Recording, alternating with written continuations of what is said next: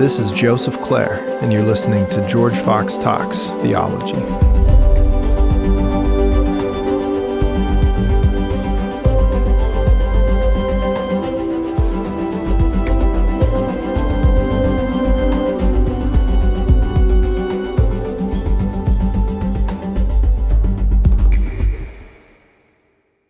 Welcome back, everyone. This is Joseph Clair, your host of George Fox Talks Theology. Very special episode today with Dr. Nancy Pearcey from Houston Baptist University. Thank you for being here. Oh, thanks for having me. Appreciate it. I'm going to tell them about you for a minute and then open with the question about your own Christian testimony. Nancy Pearcey is the author of Love Thy Body, most recently answering hard questions about life and sexuality, which I think will be the foreground of our conversation today because it feels so timely and relevant still. Earlier works, many of them, including The Soul of Science, Saving Leonardo, Finding Truth, Total Truth, two ECPA Gold Medallion Award winners, including How Now Shall We Live, co-authored with Harold Fickett and Chuck Colson.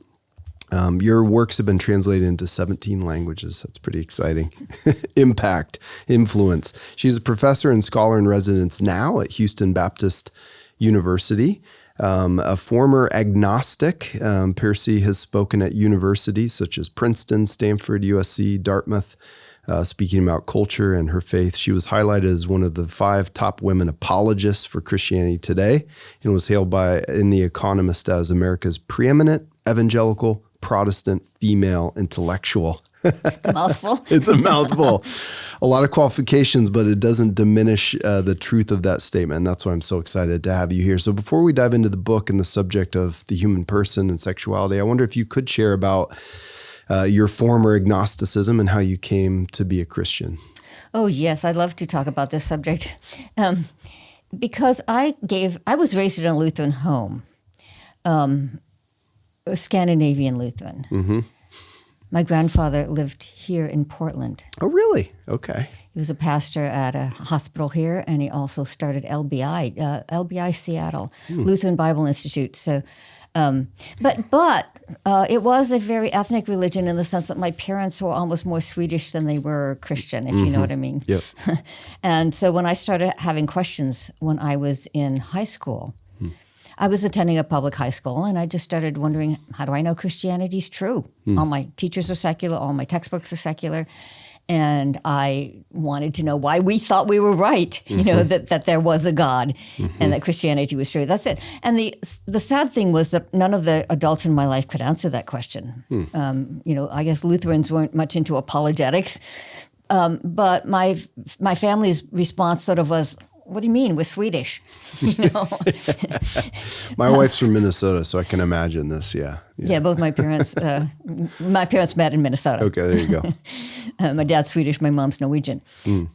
So I talked to a Christian university professor. I said, I asked him point blank, why are you a Christian? He said, works for me. I said, that's it? That's all you got? And I had a chance to talk to a Lutheran seminary dean. And I thought I'd get a more substantial answer. But all he said was, don't worry, we all have doubts sometimes. As if it was a psychological phase that I would outgrow. So I finally decided, and this was about halfway through high school, that maybe Christianity just didn't have any answers. And that it seemed to me a matter of intellectual honesty. That's actually how I thought of it. A matter of intellectual honesty, that if you don't have good reasons for something, you shouldn't believe it, whether it's Christianity or anything else.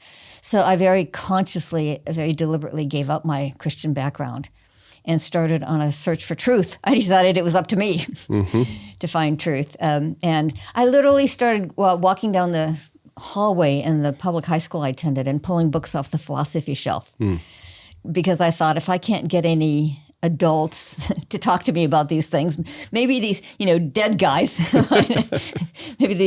can help me. And isn't that the job of philosophy anyway, to answer questions like, what is truth? How do we know it? What's the meaning of life? Is there a foundation for ethics, or is it just true for me, true for you? And I pretty quickly decided that if there was no God, the answer to all those questions was no. There is no meaning to life. We're just cosmic accidents flying through space. There is no foundation for ethics. There's not even any foundation for knowledge. If all I have is my puny brain and the vast scope of space and time, how is it possible for me to have any kind of objective, universal, absolute knowledge? Impossible. Ridiculous. And that's how I actually thought of it as a teenager. I thought, ridiculous. So by the time, several years later, I ended up at Francis Schaeffer's ministry, L'Abri, in Switzerland. And so I was a thoroughgoing relativist and agnostic and skeptic by the time I got there. So I was the perfect person. He was ready for you. I was also very postmodern. I decided truth didn't matter anyway. So, you just find what makes you feel better. So we had lived in Europe, so I'd gone back to Germany, and that's how I stumbled across L'Abri. And I was stunned by this place. I had never encountered any sort of apologetics. I had no idea that Christianity could be defended, supported with good reasons, arguments, evidence, that it had answers to the philosophical questions. In fact, I was so stunned because they knew the questions better than I did. They started coaching me on what the questions were, and then giving me the answers. I was so impressed, in fact. And as you know, Schaeffer taught what is now coined, the term was coined for what he did, cultural apologetics, because he also talked a lot about the arts. And he was looking at how ideas percolate down through a culture, through art, literature, movies, music, and so on. And I was attending the Heidelberg Conservatory of Music in Germany. I played the violin. Gotcha. And so the artistic approach really spoke to me as well. I was so impressed that I left after a month. Gotcha. After a month, I was afraid I might be drawn in emotionally because it was so appealing. I had never seen a Christianity that was intellectually rich, culturally attuned. And not only that, but, L'Abri, you actually lived with families. L'Abri is not a single building. It's just a collection of homes spread around this little Swiss village as people open their homes. First, Schaeffer opened his home to people to actually live with him. And then as other people joined the ministry, they opened their home. And so it's just a series of homes where you live with a Christian family. And so a lot of people said that what was persuasive was not just the apologetics, but seeing a quality of love and Christian community that they had never encountered before. And I would say the same thing, seeing a quality of love that I had never encountered among Christians before. So all that to say, it was very appealing, and so I fled. I was afraid I might be drawn in emotionally because it was so appealing, but Christianity had already let me down already once, and so I was not going to do this unless I was totally intellectually convinced it was true. So I went back home. I went back to the States, and but through L'Abri, I had discovered there was such a thing as apologetics. I discovered Lewis in Chesterton. Os Guinness was at L'Abri at the time, and he had written he wrote his first book, The Dust of Death. So just through my own reading, I finally realized I was intellectually convinced. And then I thought, where do I find Christians? Now that I've become one, where do I find Christians? Because I wasn't connected to a church or anything. And I thought, well, I knew some back at L'Abri. So a year and a half later, I went back to L'Abri and stayed 4 months. And that's when I really got grounded in Christian worldview. And so that this background explains why I'm so passionate about apologetics and I really want to help young people who have the same kind of questions I had. And it's also why we were talking before the program about cultural apologetics. That's why I'm also so passionate about cultural apologetics, because it brings together ideas and the arts. It brings together the cognitive and the creative. Yeah. And so it addresses the whole person. And that's why it's fascinating. The whole person is engaged, not just sort of logic and reason. Yeah. So that's at Houston Baptist University, where I teach now. The program was set up to teach cultural apologetics. Yeah. Now, was there a specific argument or set of evidence or a reason or something in that period you remember being the one that like tipped the scale, or was it not like that? Oh, yeah, definitely. So when I arrived, I was a total relativist. And I remember that was one of the first arguments I had with the staff. You know, it's not just Schaeffer, but the staff that he had trained. Arguing that there was no such thing as right or wrong. It's just true for me, true for you. When I was back in high school, I was the one arguing that with my friends, you know. So I had a friend one day who said, oh, she's so wrong. And I jump in and I say, no, you can't say anyone's right or wrong. You know? So that was the first thing I argued with when I arrived at L'Abri. And in many ways, it's not a difficult position to show that it's false, it's mistaken, because nobody is a consistent moral relativist. We are made in God's image, and we do have, Schaeffer used to call it moral motions. That was his word of saying, you know, he's not saying we hold a particular moral idea, but we all know that there are things that are right or wrong. No matter how skeptical you are. Or Lewis, remember in Mere Christianity, he starts with the example of, we all have heard people quarreling, and if you steal something from me and you're a moral relativist, you think that's okay. But if I steal something from you, you're going to say, hey, that's not right. That's not fair. Stop it. So they both make a very similar argument that nobody really can live as a consistent moral relativist. And after all, isn't that one of the main tests of a worldview? Can you live it consistently? It's kind of a pragmatic test. You know, you just like you test a scientific theory by taking it into the lab and seeing if the chemicals behave the way the theory says they should. Right. You take a worldview into the world and you say, can we live with this consistently in a way that doesn't destroy our humanity? And so one of the phrases that Schaeffer used to use was universal human experience. You test a worldview in part. You test it two ways. You know, is it logically consistent? It does have to hold together logically, but then you test it against the real world. How does it measure up against universal human experience? Not just your personal experience, right? Your personal private experience, but there are certain things that are universal. All people, all cultures, all civilizations have had a sense of morality. Right. You couldn't have laws without you couldn't have a civilization without a sense of morality, without people being held to, you know, some things are right or wrong. And so I pretty quickly realized, okay, if one test of a worldview is can you live it, you can't live consistently with moral relativism. So that falsifies it. Right.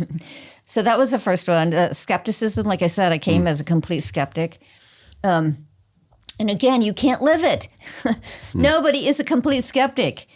Nobody. I mean, even Hume. David Hume is our classic skeptic in Western philosophy, and even he said this. I can reason my way to my skeptical conclusions. You know, when I'm in my study. You know, like how can my brain? You know, how can I? If he was an empiricist, right? So he believed that the only truth is what we can see, hear, weigh, and measure. You know, my sense data. But how do I know my sense data are true to the external world? Yeah. I can't step outside my head and compare my sense data to the real world. So there's no way for me to actually know whether my sense data are true. Right. I'm stuck in my own head. and then Hume says, but when I go out into the real world and start, remember his example was when I play backgammon with my friends. Yeah. I can't be a complete skeptic. You can't sit on this chair unless you have some knowledge, some confidence that it's going to hold you up. You can't, you know, nobody steps in front of the oncoming truck. You know, they know that's dangerous. Nobody jumps off a building. You know, everybody holds their breath underwater. I mean, the external world does impact us, and there are certain things we can and cannot do. Yeah. And these are things we know. Thomas Reid, who argued against Hume, basically said, look, we can't live as complete skeptics. Yep, that kind of common sense realism argument. Yeah, absolutely. Yeah, his point was there are some things we can't not know. Right. Some things that we know and that are impressed on us just by living in the world.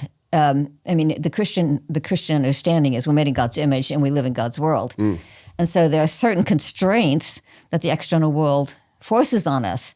And these are things we know, whether our philosophy supports it or not, we know them. And so that's another, I realized that skepticism was untenable. And determinism. Okay, I'd had enough science background. You mentioned that one of my books was The Soul of Science. I had enough science background that I was also a complete determinist. We don't have free will anyway. That's what materialism gives you, unfortunately. Yeah. And so I had to argue that one out as well. And again, nobody lives as a determinist. Sure. Yeah. Even people who, are philosophical naturalists and hold determinism. And in my book, I have a book called Finding Truth. And I quote what's fascinating is I quote several philosophers who admit they're naturalists, they're scientists, but they admit that they cannot live with their own naturalism. Yeah. And one of them says, you can't live as a determinist, even if determinism is true, because we make choices from the minute we wake up in the morning. Yeah. John Searle, the philosopher at USC, says this. He says, if you're talking to someone who is a determinist, then tell them next time they go to a restaurant, just say, bring me whatever the laws of nature have determined I will get. That's his argument against naturalism, or determinism. I did. I went through these various isms, and if you really want to know what made the difference, the final tipping point was the Trinity. This is one that people think the Trinity is one of those sort of oddball, weird, mystical doctrines that Christians have to believe, but they don't really understand. Sure. But Schaeffer said, look, the Trinity is just the classic philosophical question of the one and the many, which has been discussed by philosophers since the ancient Greeks. Is reality really one, a single unity, like pantheism, or is it many, like modern atomism? That's been one of the, sometimes called the problem of unity and diversity. It's been a classic problem. When I arrived at L'Abri, I'd studied philosophy enough to know that had been a classic problem since the beginning. Why is it that reality is, in a sense, take simple examples, like dogs are all different, and yet that we can group them. There's something that is a unity among them, and yet we can recognize the diversity. Why is it that reality is structured in this way? It's not just random. It has an order. And Schaeffer said, well, every philosophy ends up either stressing unity or diversity. Christianity is the only one that says ultimate reality has a perfect balance of the one and the many. The one God in three persons is a philosophical basis for saying, for explaining why reality is structured the way it is. Beautiful. Yeah. This is really impressive.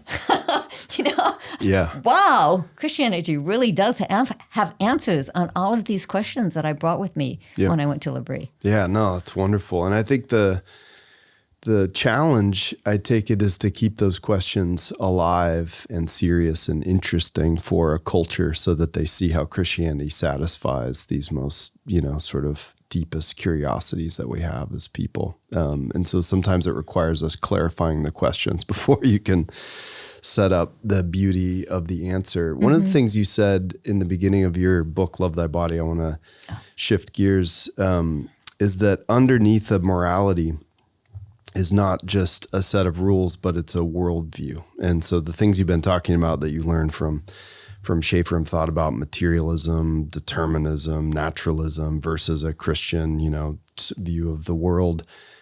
These are fundamentally different views of the world, views of reality. How does that argument about worldviews work its way out in Love Thy Body? How does worldview relate to our perception of the body?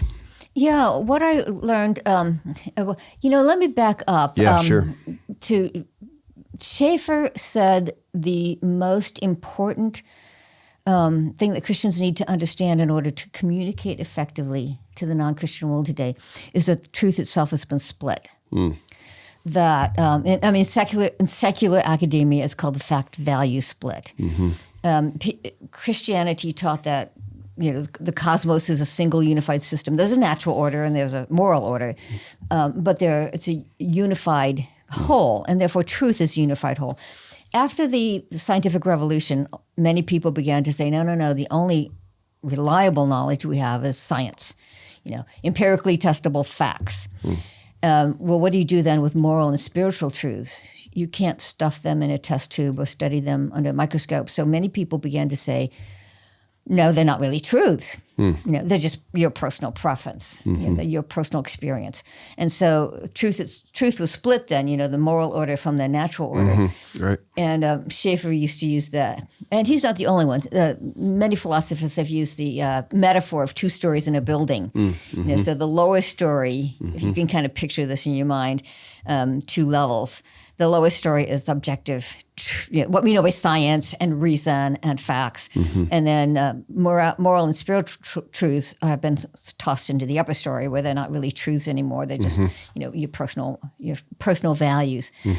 And so that was kind of the background. When I started approaching the moral issues, I was stunned to find that, well, if your concept of truth is split, it applies everywhere. So when I picked up the moral issues, I discovered that to understand the secular worldview, it has a split view of the human person. And it's sometimes called, so in the lowest story, what we know by science is the body, the physical reality. And then in the upper story is what how we value people, how we give them moral status. And so it was called the body-person dualism. The body in the lower story, the person in the upper story. And to illustrate, we can jump in with where that is the most obvious, which is the transgender issue. Because transgender activists argue explicitly that your body has nothing to do with your gender identity. That there's a split between the body and the person, that your body, may be male or female, and that tells you nothing about your gender identity, who you are as a person.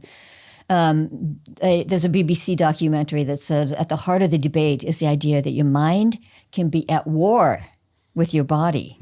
At war. That's a huge, conflict between your mind and your body. And of course, in that war, it's the mind that wins. Right? The mind wins, your body doesn't really count. And that's why we have, kids coming home from kindergarten, first grade, or coming home from school these days saying things like, my teacher told me that just because you have boy parts doesn't mean you're a boy, just because you have girl parts doesn't mean you're a girl. So mommy, what am I? There was actually a news account of a girl, a first grader, who came home and said, Mommy, what am I? Please take me to the doctor so we can find out what I am. And it was in the news because the family was taking the school to court for emotional distress. The daughter was like, because of what I'm learning about gender in school, I don't know what, I don't know if I'm a boy or a girl anymore. So there's a Facebook page. By the way, you've probably heard of the trend towards babies, gender neutral parenting.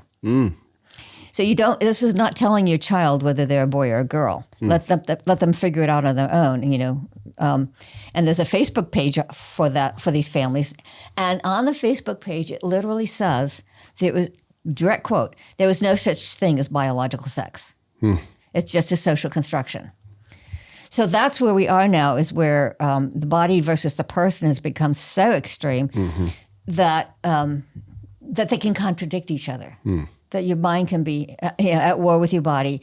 So the Christian, what would the Christian response to that be? The Christian response should be, why accept such a demeaning view of the body? This is God's creation.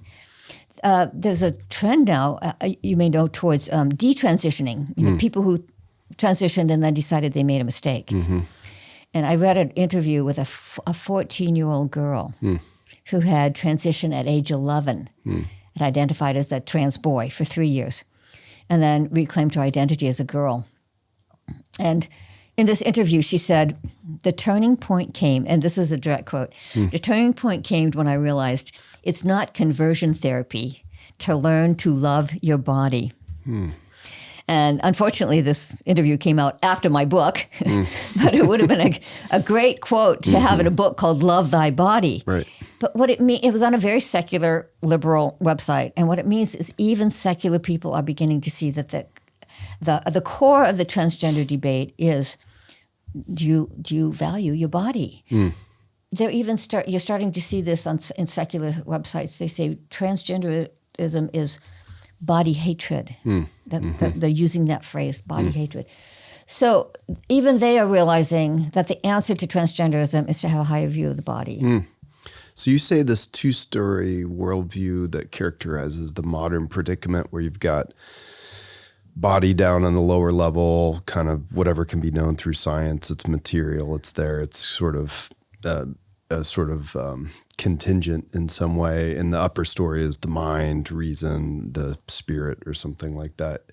You say that this denies the goodness of creation in the body, right? And that's actually, ironically, Christians who are kind of been characterized as the body haters, the puritanical self-flagellators, are the ones who, in a moment like this, are saying the body's not only good, but it provides like intelligent resource to guide the moral life. Like you can look to the body as this site, this receptacle, this information about how to live the good life. Could you say more about that? Yeah, I love the way you're putting it. That's beautifully stated. So let's tie it to another example. Let's tie it to homosexuality. So, even my homosexual friends agree that on the level of biology, anatomy, chromosomes, males and females are counterparts to one another. That is how the human sexual and reproductive system is designed. To embrace a same-sex identity, then, is to contradict that design. Is to say, why should my body inform my identity? Why should my body have any say in my moral choices? And so what we have to help people realize is that's a profoundly disrespectful view of the body. And that, as you've said, our response is not just to say, don't do it, it's a sin. It's against the Bible. It's not just these negative messages, but the positive message of, no, the Christianity is saying we should respect our body, live in harmony with our body. I have several examples in the book.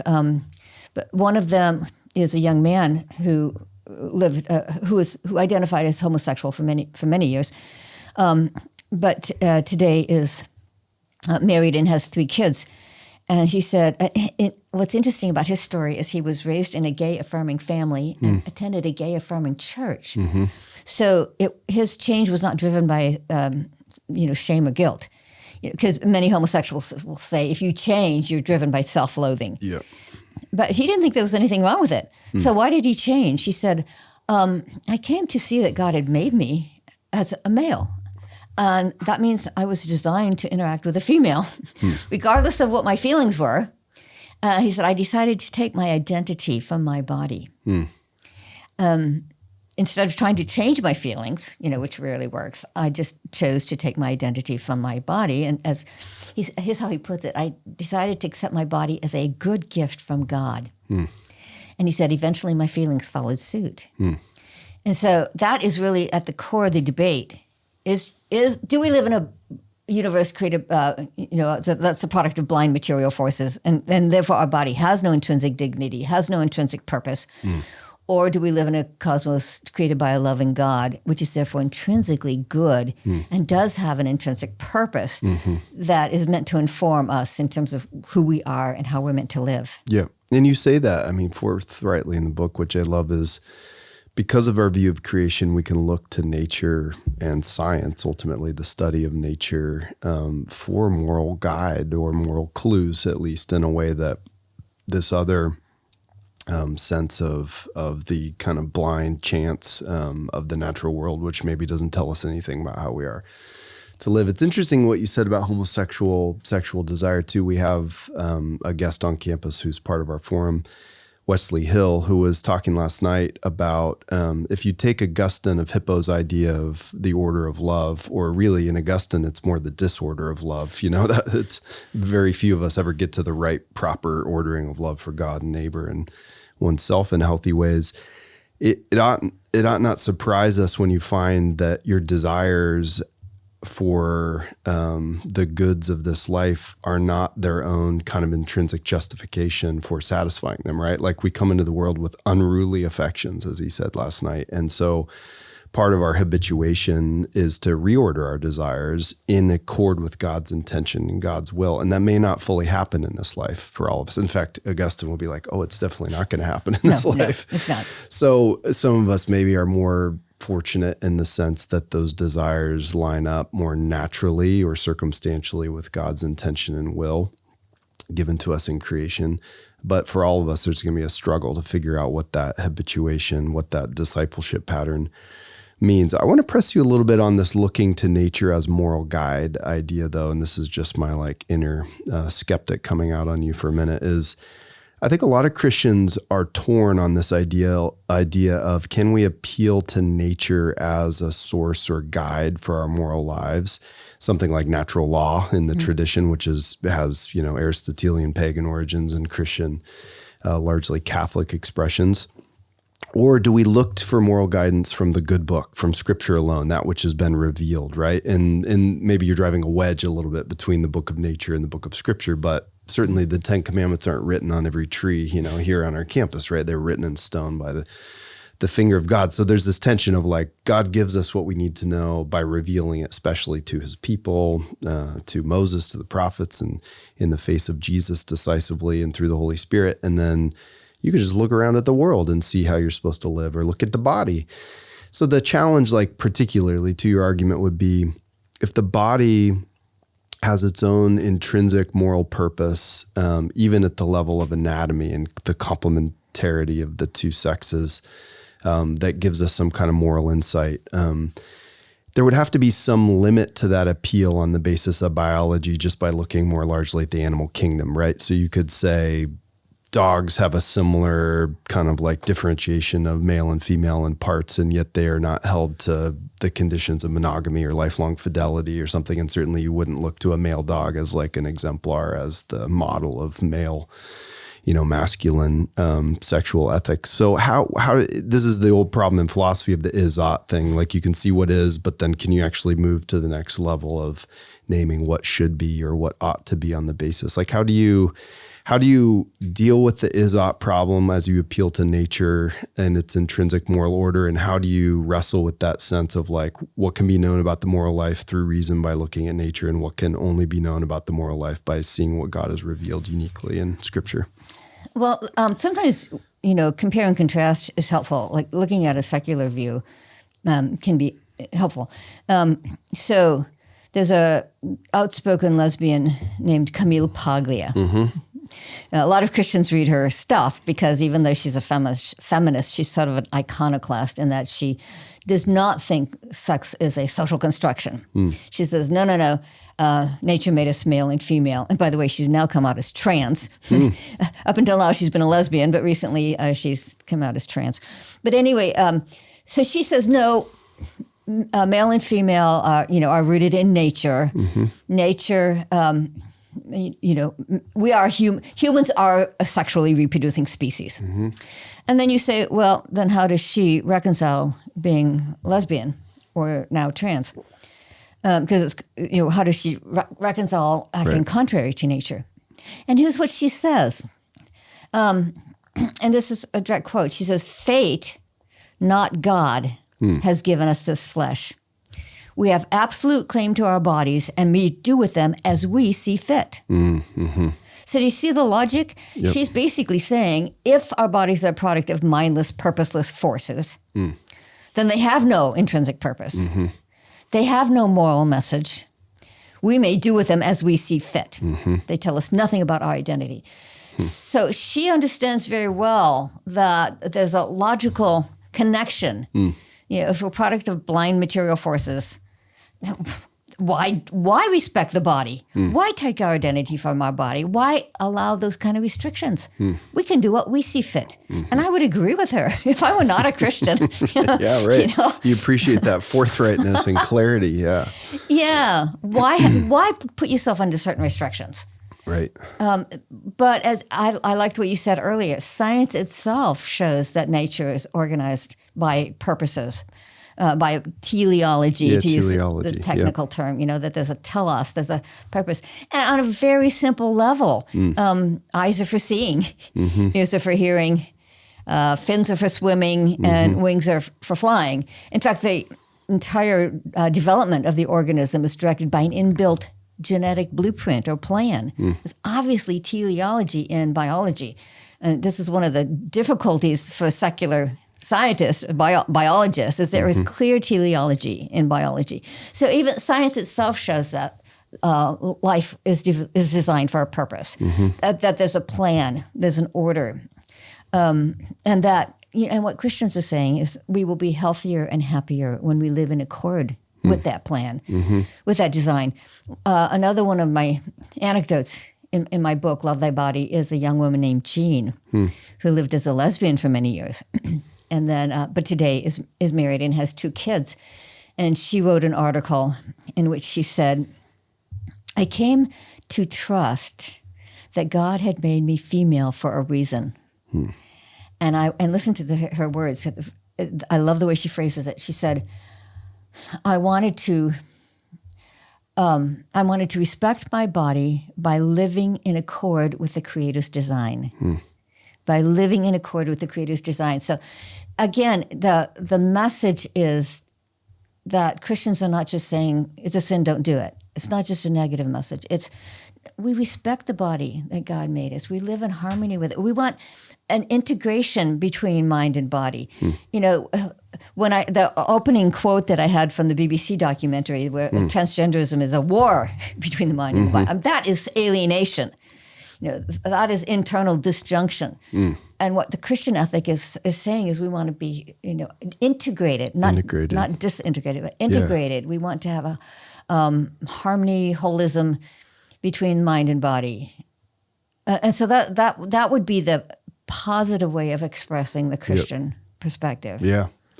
You say that modern form of dualism or alienation between soul and body or mind and body shares resemblance to some ancient forms of dualism that the early Christians had to work out. What are those, and what can we learn from those early sort of encounters with dualism?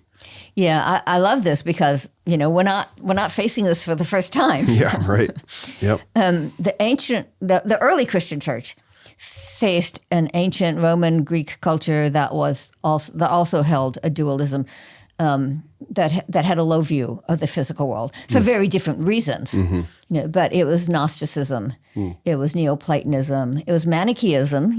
Augustine was a Manichae, and all of these isms said that this world, our body, the physical world, is a realm of death, decay, and destruction. Right. And the goal of salvation is to escape from this world into some higher realm.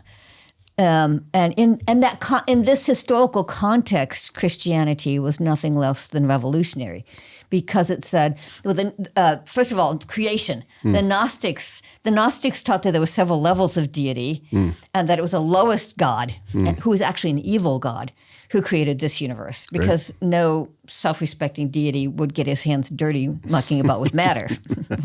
So it was an evil God, and because this was an evil creation. And Christianity said, no.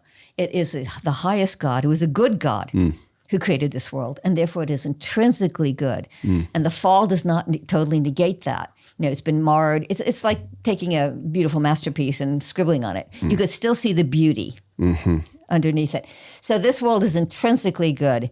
But secondly, the incarnation, that same supreme deity took on a human body and entered into this world. That was the greatest scandal, actually, in the first century, was what? This God entered into this realm? Yep. The reason they had all these levels of deity was to separate the supreme deity from this world. And now you're saying this God came into this world? So the incarnation is the ultimate affirmation of the dignity of the human body.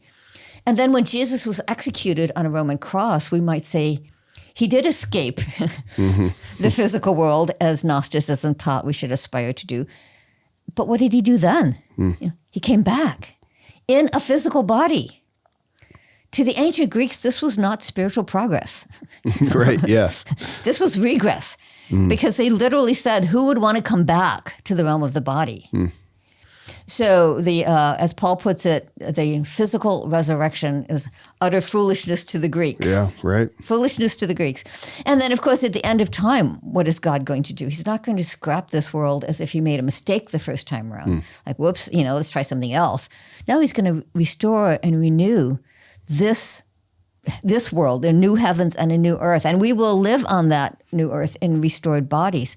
So all the way back to the Apostles' Creed, Christianity has affirmed the resurrection of the body. So I just have to tell you, if you haven't studied other philosophies and religions, there's nothing like this in any other philosophy or religion. It is an astonishingly high view of the physical realm. Christians should be absolutely excited about this. Their message should be, look at this wonderful religion that teaches such a high view of the human body, of its dignity, of its significance, of its value. I mean, this should be our main message. How do we as a culture, I love that, and I hope our listeners are celebrating the goodness of the body. And I love in the book how you draw the thread between that doctrine of the integrity of body and soul, the inherent goodness and dignity of the human person, which includes the body, and the way that changes how we might think about abortion or euthanasia or homosexuality or transgenderism. I guess in some ways it feels like the goodness of the body is up against the goodness of the individual's will and choice and self-assertion. That's what a lot of these debates feel like. The goodness of the mother's autonomy and choice and agency over her own body trumps whatever goodness and integrity and dignity this body of the baby or the fetus might have. The goodness of you identifying with some other part, your soul telling you something else about yourself that your body is out of joint with as a transgender person. How did we get there? Like, put on your Francis Schaeffer kind of cultural apologetics app. How do we get to the point where the will and choice and self-assertion trumps the goodness or the inherent dignity of the body itself? Postmodernism. Postmodernism. Does that question make sense? Oh, yeah. Well, let me answer. There's two ways to answer that. Let me answer the easier one first. Okay. We need to be reading what the secular people say. If we want to have an effective communication to the secular world, we need to read what they're saying. What are they saying about abortion? Basically, the two-story mentality, the body versus the person, plays in this way. The secular bioethicist agrees today that the fetus is human from conception. The evidence from DNA, from genetics is just too strong to deny it. Just read any embryology textbook. So if you read the secular bioethicists, they agree life begins at conception. So how do they get around that to affirm abortion? Well, what they say is, well, the fetus is human up until a certain point, and then and so it's basically in the lower story, right? What we know by science, what we know by genetics, by biology, the fetus is human. But then somehow it jumps into the upper story and becomes a person. And the person is usually defined in terms of cognitive abilities, mental abilities, so some sort of level of cognitive functioning, self-awareness, and so on. And so there's the two-story divide. Is that if you can be human at one point but not a person until sometime later, then clearly these are two different things. And so what the bioethicist says today is, as long as the fetus is merely human, human, it has no value, dignity, or significance, and certainly does not warrant legal protection. It can be killed for any reason or no reason. It can be tinkered with genetically. You can do scientific experiments on it. You can pick through for sellable body parts, as Planned Parenthood does, and then toss it out with the other medical waste. And that is how medical journals describe the fetus, as medical waste. So who has a low view of the body here? What they are really saying is merely being human is not enough for human rights. Because they are acknowledging that the fetus is human and then saying it has no rights. So this is a huge change in people's understanding of human rights. You can be human and not have human rights. And of course, euthanasia is the same reasoning, but backwards. If you lose a certain level of cognitive functioning, the upper story, you exist only in the lower story. In fact, you'll find bioethicists who'll say, if you lose a certain level of cognitive functioning, you are only a body. Only a body. And at that stage, your food and water can be withheld, your treatment can be stopped, you can be unplugged, your organs can be harvested. Mm-hmm. And so once again, they're not denying that this person is still human. Mm-hmm. You didn't become an alien species, Mm-hmm. but you have no human rights. Right. If you lose a certain level of the upper story and you exist only in the lower story, you no longer have human rights. So this is huge. Right. We still think we have human rights just because we're human. But since 1973, which was Roe v. Wade abortion decision, we do not have human rights just because we're human. Right. And that's the challenge, I mean, of the two-story view. I think that's exactly right, is for naming what human dignity consists in or where the rights, sort of begin or end, you have to pick some uniquely human capability or something to pin them to. If you don't have the integrity view, just the inherent, divinely appointed, purposeful connection of soul and body, it's there's something that we'll call humanness that entitles you to these rights, but we need to be able to identify personhood, right? So humanhood no longer matters. That's the important. Personhood. It's personhood. It's actually called personhood theory. Yeah. You don't have any rights until or unless you're a person. Right, but then you're endlessly in this debate about what the capabilities are. And then how do you define it? How do you define it, right? Yeah, as soon as you separate personhood from being human, then the question is, how do you define it? And to tell you the truth, every bioethicist draws the line at a different place. Yeah. Because you see, once you're in the upper story, to keep that two-story metaphor, the lower story, you're biologically human, but in the upper story, you're a person. Yeah. Once you divide those, every bioethicist defines it differently. You do not find any commonality among the bioethicists because it becomes subjective. It becomes arbitrary. Right. If it's not connected to biology, what is it based on? Right. Some level of rationality, and then you get into folks with disabilities. How do you define their dignity rights? And endlessly. It becomes arbitrary because how do you have an objective criterion if you've thrown out biology? Right. So let's go back to the ancient analogy with the early church, and then think about the contemporary world, and we'll land it here. We could go on forever. This is so good, but. You say one of the unique things about the high view of the goodness of the body in the early church that distinguishes it from the ancient Greco-Roman pagan, mythology, Platonism, or even a heresy like Gnosticism is sense of the intrinsic goodness of the body, the integrity. That gives Christians a reason to act in the world, you say. It gives Christians a reason to look for the reign and the kingdom and the love of God to take shape in the here and now. We're certainly not pretending that we're bringing on the kingdom eschatologically in the present, but the resurrection of Jesus and the goodness of his redemption, which is already and not yet, gives us a different vision for social action, a different way of care in the world and concern for the material as much as the spiritual. And you say that's part of the winning of their argument with the Roman world is their love for one another and the way that they cared for one another and for the world. I think in some ways it's really easy to name it's not easy. It's challenging to name the secular ideology around the two-story view and the separation of personhood and the body.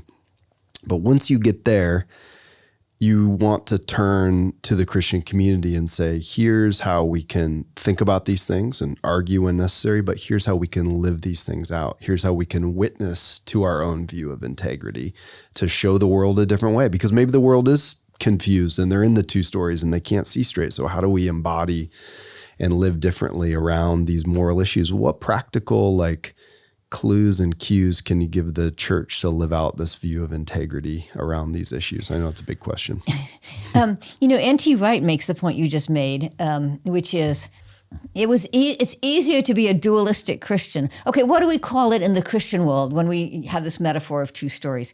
We call it the sacred secular split. Mm-hmm. So this is somewhat familiar to us already, that there is, in the Christian world, there has been a notion that, the spiritual things are in the upper story. The sacred is the upper story. The secular is the lower story. So the sacred includes, God and the spiritual realm and going to church and going to Bible studies and so on. And so, that's sort of the sacred realm. And as Christians have often thought of the Christian life in that dualistic sense, that it's the spiritual realm that matters. And the secular world it doesn't matter as much, and Christians often have not even known how to bring that Christian perspective into the secular realm, into their job, their vocation, the realm of politics. So our everyday world, sort of on the other side of the line. And so, yes, this is the main reason, by the way, this is the main reason that Christians have had a hard time communicating with the secular world, because we're stuck in the same dualism. Yeah, sure. Yeah. We have it too. And so, but N.T. Wright used to say, it makes it real easy for Christians, therefore, not to get involved in fighting for justice, in fighting to help people in this world, because this world doesn't matter. And he said, you have to get rid of the dualism to give justification for why we work for justice, why we work for, to make things better in this world, right. to work for, mercy ministries and so on. Sure. Because the body matters. Yep. The body matters in this world too. So it does make a huge difference in terms of helping Christians get out of that sacred secular split. And here's how one of my students put it. She said, growing up in the church, I was always taught spirit good, body bad. And when I use that in my talks, people always go, yeah, that sort of summarizes it. That's it. But it does mean that Christians have then used that as a way of not being involved in working for good, in politics, in works of charity, and so on in this world, because it's like, well, this world doesn't matter. You know how I heard it when I was growing up was, why polish the brass on a sinking ship? If the physical world is not going to be around, why bother? So yes, getting out of the sacred secular split is the key to helping Christians live out a full Christian life that acknowledges the importance and the value of the body, of the physical realm as God created it, acknowledging that this is God's handiwork, that, the stewardship of the body is a way of honoring the God who created the body. And so realizing that is part of what it means to have a Christian worldview. People ask, what do you mean worldview? 'Cause sometimes that itself is kind of an esoteric word. Sure. Yeah. Schaeffer kind of popularized the word worldview, and I still get people saying, well, what does that even mean? Well, it's actually kind of simple. It just means Christianity applies to the whole world, that it gives us a perspective, a view of the entire world. It's not stuck in the sacred realm. And I still think that Schaeffer's right, that is the main barrier to Christians having a positive impact in their world. I'll have to tell you, I talk to Christian professors, okay? I'm in the academic world now, right? I talk to Christian professors sometimes, even now, who don't think Christianity applies to their field. They teach biology, or they teach history, or whatever. And I talk to them, and they say, "No, I go to church on Sunday." Their faith is real to them. Yep. I don't deny that at all.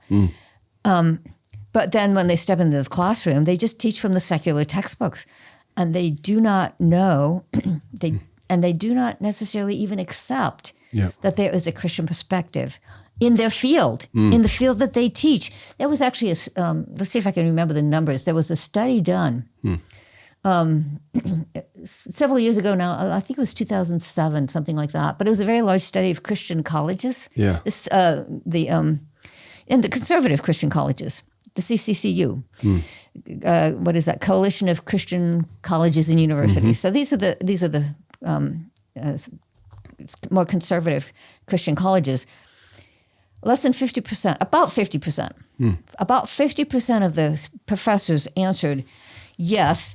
They knew, they were confident in bringing a Christian perspective on their field. Wow. Now, when Christian parents send their kids to a Christian college and spend all that money, they are not thinking that their kids are going to get maybe only half the professors are going to know how to bring a Christian perspective into their field. Yeah.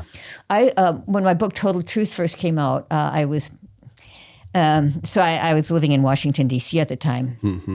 And I had some friends who worked on Capitol Hill, so they organized a book launch in the Senate office building right on Capitol Hill. And so I gave a talk on my book, Total Truth. And when I was done, somebody stood up and said, he was the chief of staff for a congressman. And he stood up and said, I lost my faith at an evangelical college. And so, of course, I had to ask him his story. And he'd gone to a Christian university, and he happened to hit the 50% who didn't. Yeah, right. Who didn't have an answer. Sure. He was studying politics, right? He was aiming to work in Washington, which is where he was. And so he's taking political science and sociology and so on. And he said, not one of my professors brought a Christian perspective into the classroom, even though this is I won't name names, but this was a respected Christian college. And he said, I even knocked on their door during office hours and asked them, how do you relate your Christian convictions to what you teach in the classroom? And he said, not one of them could give me an answer. Wow. And he said, eventually I decided Christianity didn't have any answers, and I walked away. And he said, I wasn't happy about it. Like, he wasn't a rebellious kid who just wanted to party. He was sad. Yeah, he was disappointed. He was disappointed. Well, I can assure you that George Fox, it's 100% of our professors know. I hope that's true. But it brings up, so bonus question. I know we're going to end, but you landed on my favorite topic to talk about, which is the integration of faith and learning. And the question, I think, that I have to ask when I look at a stat like that, or I look at the incoherence of so many of the curriculum, or core curricula that we offer in terms of just disciplinary knowledge in different directions, and you take it off the buffet menu and then you get your major and get on with it. I think there's always like a need in every age to reimagine how you introduce students to total truth, to a whole picture of how faith illuminates every aspect of reality and all that there is to be known. And so a figure like Schaeffer is kind of this prophet in the wilderness who does it in a commune in Switzerland, But I also think it was the animating charter for the birth of the medieval university, the Protestant, liberal arts college at Princeton or Harvard, or evangelical ones like Wheaton or George Fox. So wave your magic wand. Like we're in an emergency, I feel like, in education right now, both in K-12 and higher ed, and we need a coherent, Christ-centered perspective on everything. Like what do we need right now in education? What ought we to do? Yeah, I still think that the first step is helping people to overcome the sacred-secular split. They don't know they have it. So I wrote the book, How Now Should We Live, co-authored with Chuck Colson and Harold Figgett. And after that book came out, I realized that one of the biggest, it was on Christian worldview. And as it came out, I realized people aren't getting it. We wrote this book, this 2-inch thick book. Yeah, exactly. and people aren't getting it. So my next step was, why aren't they getting it? And that's why I wrote Total Truth. Interesting. Because I began to realize the reason people don't get the Christian worldview is they are stuck in the sacred secular split and they don't know it. And the hardest thing, or the first step, is to help them to even recognize that they think that way. Like I said, even when I talk to academics, and just one example, I was talking to a history professor, and not long ago, and I talked about bringing a Christian perspective into the classroom, and he looked at me blankly and said, "No, I don't do that." And he was teaching at a Christian university. And I thought, they don't even know that they're doing it. And here's the thing. This is why we need to also understand the secular worldview, because we are surrounded by secular culture, and we are going to be influenced by it. And so when I talked about this two-story split, it being, in secular academia, it's called the fact-value split. That has been the dominant way of thinking all through the 20th century. It came out of logical positivism, to put a label on it. And Christian philosophers say it was very hard to be a Christian philosopher during the 20th century because logical positivism was so dominant. And what made logical positivism different was this. Up until then, it goes back to Kant. The split goes back to Kant. But many secular people before that would say, oh, Christianity's false. But as long as they still said it was false, you were in the realm of true and false. And you could talk about reasons and arguments and evidence and logic.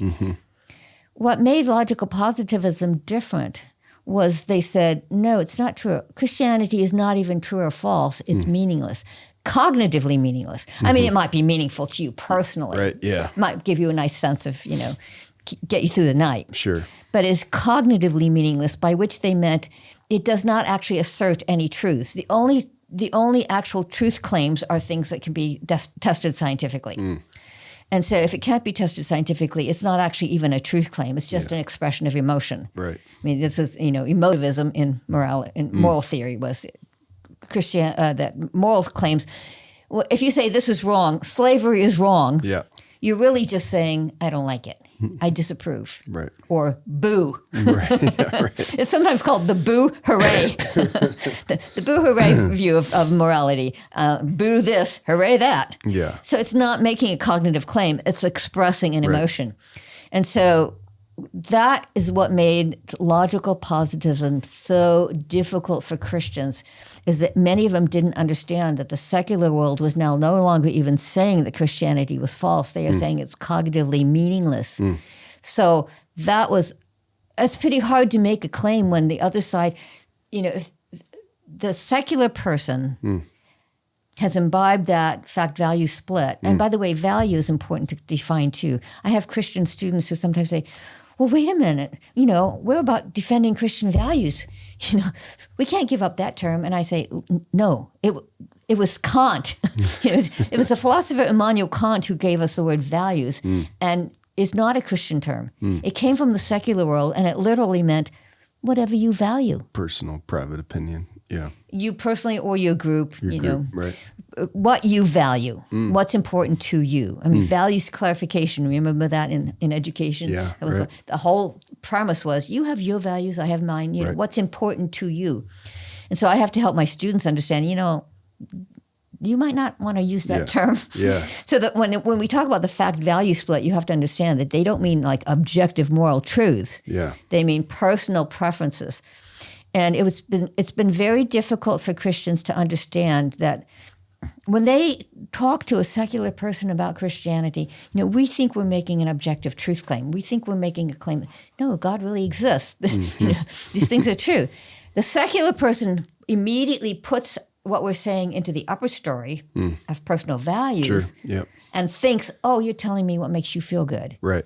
Oh, you're telling me what is, your personal comfort, you do this instead of drugs, Right, exactly. It's been banished to that upper realm of personal opinion or choice. And that's will. the knee-jerk, unreflective response when you start talking about Christianity. And so that's what Schaeffer was trying to help people understand when he said the biggest barrier to communication is that split view of truth, and not just with secular people, but your own kids. That was one of the emphases that Schaeffer had was, look, this is why Christian parents cannot talk to their own kids, because their kids have absorbed the fact-value split from the secular world. Yeah. And so they too are thinking, personal values. Yeah. They're not thinking truth, objective, real-world truth. Yep. And yet that upper realm of personal value, opinion, hunt for meaning is still alive and well. I mean, our culture's talking about the search for meaning, a purpose-driven life.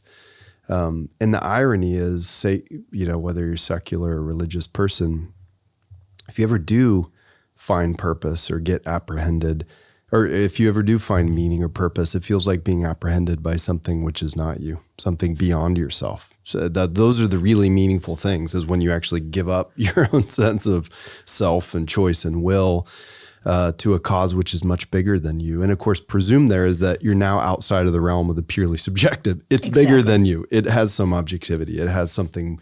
And so I think as Christians, we have a reason to be clear-headed about the evidence and the arguments for what we believe, and then to continue to appeal to only God who can apprehend people as individuals or a culture. And so I hope I hope that he helps us in that. Yeah, well, I have sometimes get people who misunderstand what I'm saying. Like in my book, Total Truth, they say, oh, you're saying Christianity belongs in the lower story. No, we want to get rid of the split view of truth. Both stories, yeah. It's the split view of truth that we're wanting to get rid of. It's important, yeah. And so, yes, of course, when we talk about meaning and purpose, we are talking about something beyond the subjective. Right. And I think that's if you look at the success of certain online popular kind of personality intellectuals, it's often in the realm of psychology where people can kind of try to at least make the floorboards permeable between the two by appealing to evolutionary, psychology for bases of human behavior or something like that. Because what that does in people's minds is it opens the possibility of what you've been feeling and what you what your determinative sense of selfhood and what you're aiming for actually might be rooted in nature and reality. Just that very thought is so shocking to the modern mind that it's not just this pure subjective realm of relativistic personal whim. And then down here is the hard stuff of science. And so again, not to say anything about pop psychology one way or the other, but I think Christians have a reason to understand how those floorboards are not just permeable, but they're false. To be speaking in a way that brings life together. And Christian educators, where you're deep diving into all these subjects, should be the ones who are at best at integration. Yeah, good point. And so the negative critique is the split view of truth. Split view of truth is false. The positive is how do we recover a notion of a holistic truth, of an integrated truth, with like you said, questions of meaning and purpose and questions of objective scientific truth. It's all one integrated system of truth. That's the next step, is really understand. And like you say, I'm not sure we're there yet. I know, right. And it will be intellectual work and practical work to put into place as a Christian community. Dr. Pearcey, thank you so much for your time. It's been a pleasure to have you today on George Fox Talks Theology. Thank you. Thank you. I appreciate it. This has been a production of George Fox Digital. If you like what you're hearing, subscribe to the George Fox Talks podcast on Apple, Spotify, or wherever you stream things on your phone or computer. Check us out on the web at georgefox.edu/talks, where we have videos, publications, and more. And we're also on YouTube at youtube.com/GeorgeFoxTalks.